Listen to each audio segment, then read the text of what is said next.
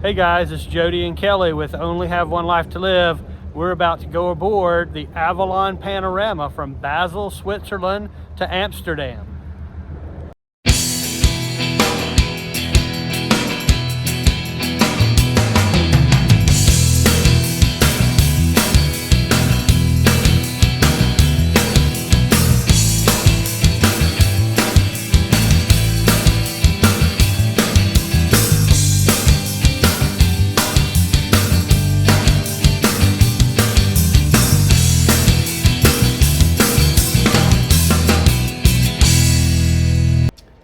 Hey guys, good morning. You're probably asking yourself, what the heck are these crazy knuckleheads up to again this week? And so we decided to go on a cruise on the Rhine River and tour all of the Kristkindle marts in Germany and France, from Basel, Switzerland, northbound towards Amsterdam. And so but that's not all we did. So we're going to take you through sort of how we got there and some of the tips and tricks for traveling in Europe. We'll take you to the train stations. We flew into Amsterdam, and then from Amsterdam we took the train from Amsterdam Schiphol Airport to the Amsterdam Central, and then from there to Cologne and a few other places. But we made our way basically on the first day that we landed in Amsterdam around 10 in the morning to Rothenberg on the Tauber, and I probably messed that completely up, so I'm sorry. But we went to Rothenberg, and that's a medieval city in Germany, built in the 1340, 1350 time frame. And then we spent the night in that medieval city 2 nights, and then from there we went to Nuremberg, Germany. And that's where we had just a huge Christmas mart there. So we'll show you that. And then from there we went from Nuremberg down to Basel, Switzerland. All this is on the train in the Europe railways. And then we picked up the ship, the Avalon Panorama in Basel, Switzerland, and we went northbound on the Rhine back to Amsterdam, where we picked up our flight and went back to the United States. So we hope you enjoy this. We saw that there was a lack of information around this type of travel, specifically in the Christmas time, and we enjoy Christmas time. It's one of our favorite holidays in the year, so we wanted to share this with you, and we hope you enjoy it. Hey guys, it's Jody. As you can see, we still have presents that haven't been opened yet in the background. Yesterday was Christmas Day. Today is the 26th of December, and I started working on this video a day or 2 ago, and there's too much. So this video is going to be concentrated on the first couple of days. We don't make it to the ship, the Avalon Panorama, in this video, but we're making our way to the ship. But we don't get on the ship in this video. So just wanted to be transparent up front with you on that. If you're looking for ship, intro and that kind of thing, is probably going to be in the second video or the third. But this one is the Kristkindle marts in Rothenberg on the Tauber. And then the next video, that takes us from landing in Amsterdam to our second day in Rothenberg, and how we got there, train tips and tricks and stuff like that, how to read your tickets and those kinds of things. And then our next video is going to be Nuremberg, and then after Nuremberg, depending on how long that winds up being, then we'll make it to the ship on day 3 for us. So it's sort of following the timeline that we had set aside for our trip. We left on December the 6th. We arrived in Amsterdam the morning of December the 7th at 10 a.m. And so this video is going to pick up around 10 a.m. on December the 7th, and we're going to go all the way through the timeline through the end of the day on December the 8th. Beginning of December the 9th will be Nuremberg on our second video. So I hope that helps. I hope you guys stick around through the rest of the video. There is so much great stuff here to just view it, even if you put it on fast forward and get to see all of the beautiful scenery and all of the Christmas stuff. You just don't want to miss it. At the very end is the grand opening of Christmas in Rothenberg. So around time marker 45, you're going to see the kids singing, Jingle Bells and, Rudolph the Red-Nosed Reindeer and that kind of stuff in the Times Square, or in the town square. and you'll see the mechanical guys, raising their arms, drinking cold drinks at the end of the night and setting them back down whenever it rings at 6 p.m. or 7 p.m. So you'll get to see all that mechanical stuff going on. So we hope you enjoy it, the video. And this is day 1 and day 2 from Amsterdam to the end of the day in Rothenberg. So we hope you enjoy. Bye.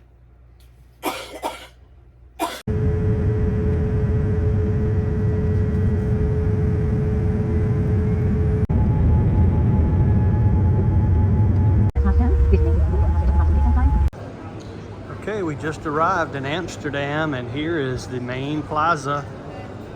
We just come from over there through customs, quick and easy. And we stopped at our coffee place, as you can imagine. And we are on our way to the train station, or the subway they call it here, and we are going to Amsterdam Central.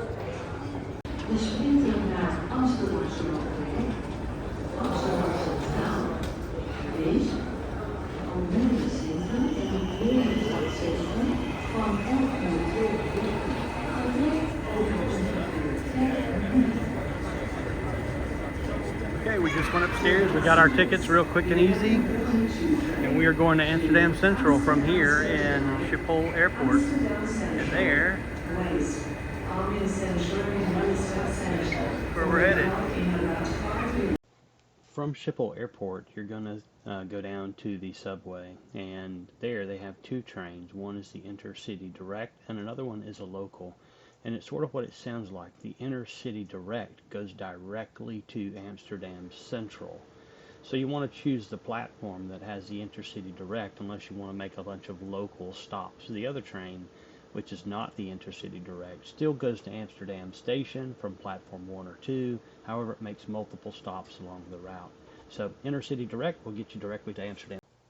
The trains in Europe are really super fast and convenient. They're usually pretty Johnny on the spot. Make sure you're there.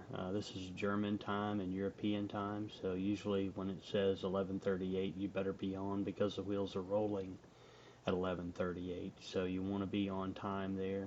But as long as you plan, it'll be perfect experience for you. Just take a little time and plan, and you'll enjoy the experience. Okay, we've just arrived at Amsterdam Central train station.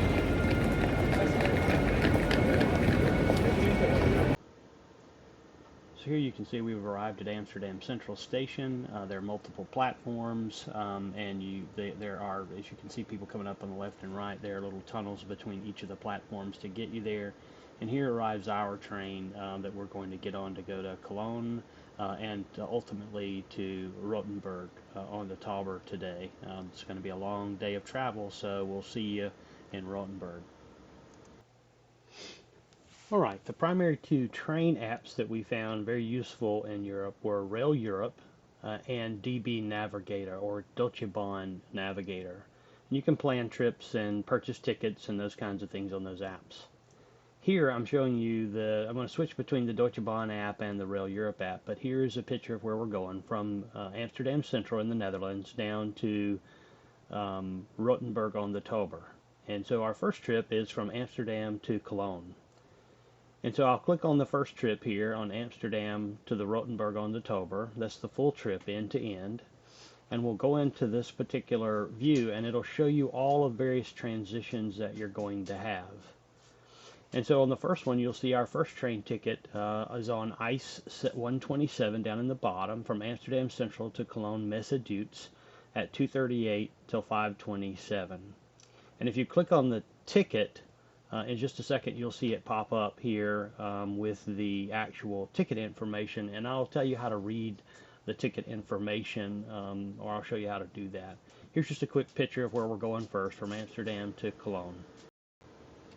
Okay, the reservation information is about to pop up, and you'll see that from Amsterdam Central to Cologne Messeduits on ICE 127 at 2:38, we're in wagon 31 or coach 31.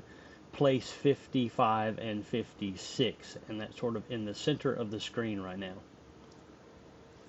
And you'll see that once we get to Cologne Messeduits, we'll have 17 minutes to transition over to the next platform. And this is where the Deutsche Bahn app is superior over the Rail Europe app.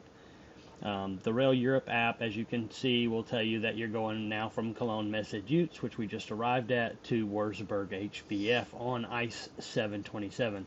That's the train identifier 727. And you'll see here that we're going again from Cologne down to Wurzburg HBF, and the right is sort of hidden by some of the icons there, right below Frankfurt to the right, in that first little window. And then once we get to Wurzburg, in Wurzburg, we're going to have a 40-minute transition at the Wurzburg HBF. And so we'll have a little bit more time there to sort of transition between platforms. Most of these train stations are literally, and the platforms are literally side by side by side. So very simple, easy to navigate between the platforms. Not all of them have elevators, so you may have to carry your luggage up and down stairs, so be prepared for that. So don't overpack. Number one tip in our cruise video applies to the river cruises as well as ocean cruises. Don't overpack. So here we're going from Wurzburg down to Steinach, Rothenberg on the Tauber. And once we arrive in Steinach, which is a different place than Rothenberg on the Tauber, there's a 13-minute, an hour and 13 minutes to interchange between Steinach platforms 4 and 5, and we'll make it over to to Rothenberg on the Tauber at 22:51 in the evening. Steinach is a very small platform, literally a transition. There's only 2 platforms, 4 and 5, and it's literally a 3-minute walk between them. So it was mighty cold that evening, so we decided to pick up a cab at 10 o'clock at night, and took a cab the rest of the way in from Steinach over into Rothenberg on the Tauber. So here the DB app, you can tell, is a little bit better. The Deutsche Bahn app actually tells you the platforms that you're going to transition between. So from Amsterdam Central, you're going to leave on platform 2B and you're going to arrive on platform 12. And here you're going to see that you're going to arrive in Cologne on platform 11 and transition on platform 4 to Wurzburg. And then from Wurzburg on platform 3 to Steinach on platform 3. And then from Steinach on platform 3 to Steinach on platform 5 down to platform 4 or platform 1 on Rothenberg on the Tauber. So this is where the Deutsche Bahn application was a little bit better in that it gave us the ability to see what platform not only we were departing from, but what platform we were arriving on, so that we had less stress during the transitions of getting from one platform to the next. We knew where we were going to get off, and we knew where we needed to get on. Now that does change from time to time depending on if there are delays or different tracks or things like that that are happening. So be prepared. There may be a transition. You may not arrive on the platform, but if you use the apps while you're over there, we found them to be fairly updated. And always read the signs, because the signs will be the ultimate guide to what's accurate. But we found that the applications were actually transitioning before the signs did. The phone applications actually transitioned prior to the actual train station signs in most cases that we experienced. So the applications are really very timely. So but it's always good to have a second check and use the signs at the station just to ensure that the data is accurate. If you experience a delay, be sure you keep an eye on your train's departure time. We had a signal delay in Amsterdam headed towards, or Cologne headed towards Wurzburg, and we thought that we were going to experience about a 2-hour delay, and it actually wound up being only about 40 minutes. So pay attention to the timing. If it says it's going to delay until, let's say, 3 o'clock and your original schedule was at 2, keep an eye between 2 and 3 on your app and on this train stations, because they can change it with a few moments notice, and your train could actually show up in the train station. We went and ate lunch, and while we were sitting there eating lunch, I just happened to check the train app and saw that in like 8 minutes the train was going to depart. and we got a new time. So be sure to keep an eye on it. We're going to leave you with some views of the countryside here as we go through an entire day of travel to get ourselves to Rothenberg on the Tauber, where we're going to spend the night. And then tomorrow morning when we wake up, we'll show you Rothenberg in the morning. This beautiful little medieval town, and we'll take you through some of that. But right now we're just going to take you through some high-speed train action here through the countryside of Germany. So enjoy. So you may be asking yourself, as we pass on the left-hand side, you can see not only the train, but the ships. And so those are the shipping canals and shipping channels of the rivers in Europe. So while we're watching the beautiful countryside go by, I thought I'd hit on a couple of things. First of all, money. Stop at an ATM, use your favorite credit card or debit card, and withdraw in currency in euros. It's accepted in pretty much every country in the European Union. All but Russia is no longer in the European Union. So the euro will take you pretty much anywhere you need to go. And you may be asking yourself, how the heck do I use my phone in Europe? And depending on your carrier here in the United States, for example, AT&T and Verizon and T-Mobile, all have plans that allow you to use your phone just like you were using it in the United States while you're in Europe for a small fee per day per country. So for example, the AT&T plan allows you for $10 a day per country that you visit to use your plan just like you were at home. So good luck.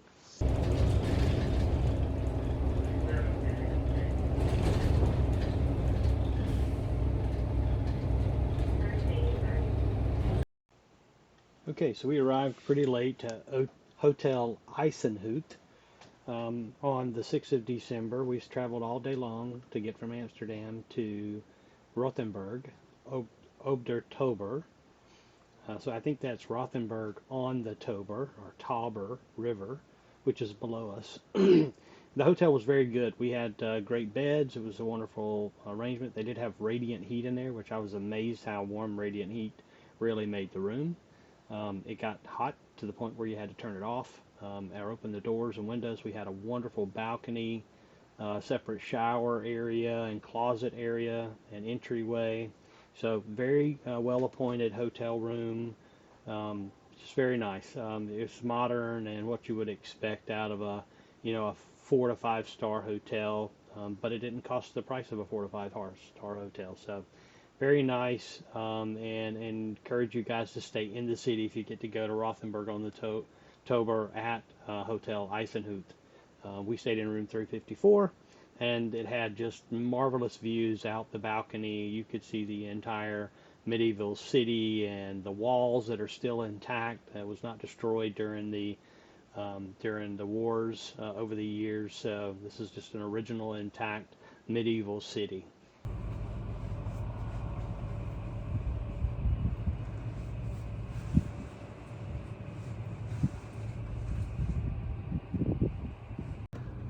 Okay, this is the view outside of our room, and there's a few little snow flurries occasionally coming by, very few, but look at this medieval town.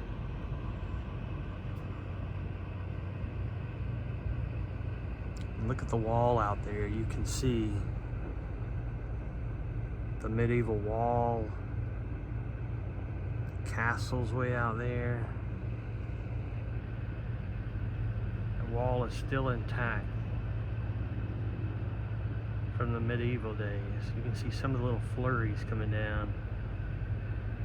Just a beautiful, beautiful Hallmark sort of scene. And here comes a few more flurries.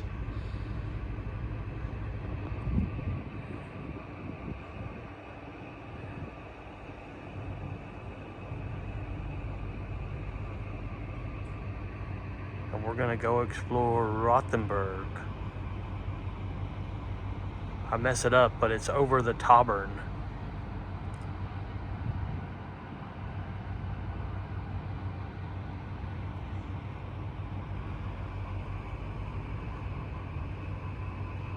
And so out we go to some of shopping on the first. This is actually the evening of the first day, but we'll back up and show you some of the views that we had during the day as well.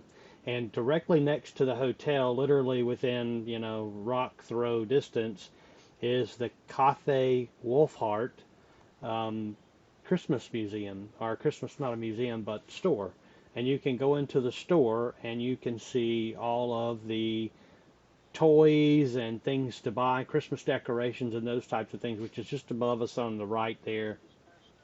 So as you walk into Cathay Wolfhart, you can see it's just a magical time of year. There are decorations galore, and inside is this sort of magical sort of environment that they've set up with all of these animals doing various jobs around the town. They've got rabbits cleaning, and they've got all sorts of different animals painting, and gorillas throwing out trash, and just all sorts of different jobs that you would see that would need to be done in a city, such as a medieval city like this. But you could tell this display must be, gosh, 50 or 60 years old. It's been there for a long time, and it's just a really magical sort of place. So I hope you enjoy some of the views here within the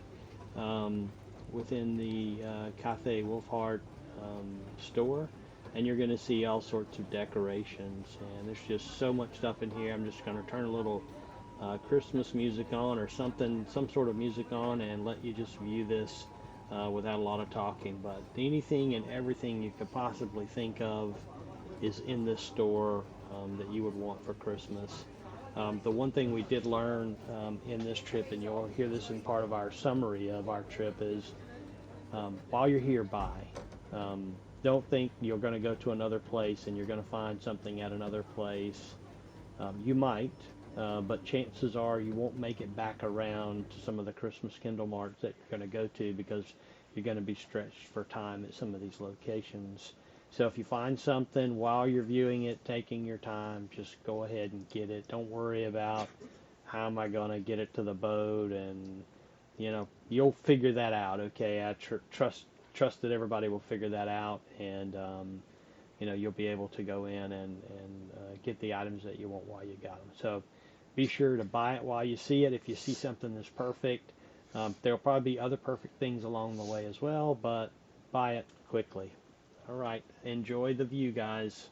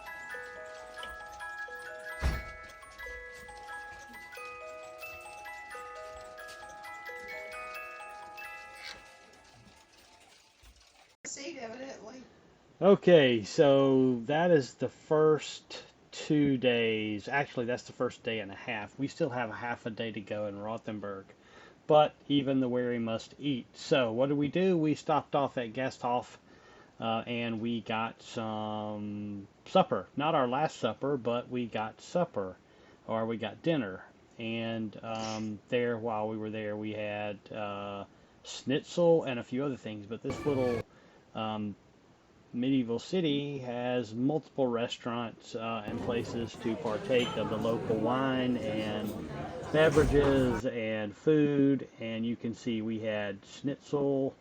I had schnitzel. I think Kelly had a beef steak or like a tenderloin. But this little shop, this little place we ate at was pretty cool. It had all sorts of little animal head things on horns and stuff on the walls. It was pretty amazing little place with all kinds of history. And this building in the back, you'll see in just a moment when we get to some of the videos of when it was first erected. I think it was in the, if my memory serves me, it was in the 1354 is when it shows some of Rothenberg's sort of history here. And you'll see on some of these paintings that are on the wall in the background. Here's a picture of the atrium. That was in the restaurant that we ate at. So I can just imagine back in the old days, there not being a top there and water coming down through that medieval city through those balconies and things like that. And you can just see on the back all the paintings, and it goes through all the various transitions and history of the city and where it started, all the way through to the end. So as I walk around this table here, you'll see me hone in on some of the various pictures and artwork in the back of the building, and you'll see that this is like the beginning of time, and then building the city in 1578, some more building and stuff going on. It started in 1375, I believe, 1354 to 1375 when it first started, and it took hundreds of years to build this city. All the way through. There's 1497, I think it reads, or 1579, sorry. And it just keeps on going, keeps on going, keeps on going. Pretty cool drawings and pictures here in this restaurant.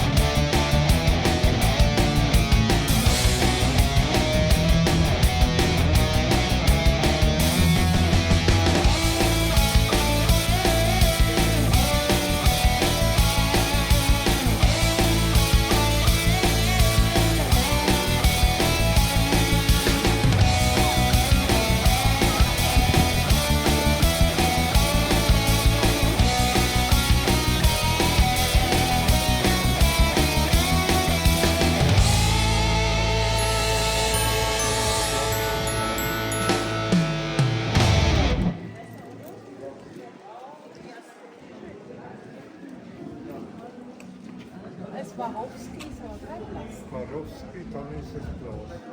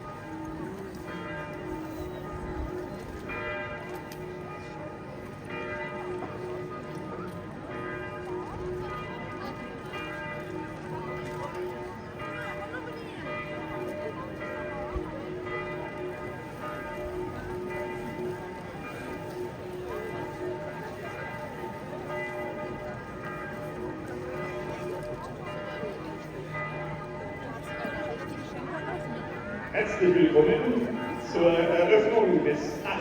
Fensters am Rothenburger Reichsmarkt. Welcome to the opening of the 8th window at Reichsmarkt. Es ist immer ein besonderes Erlebnis.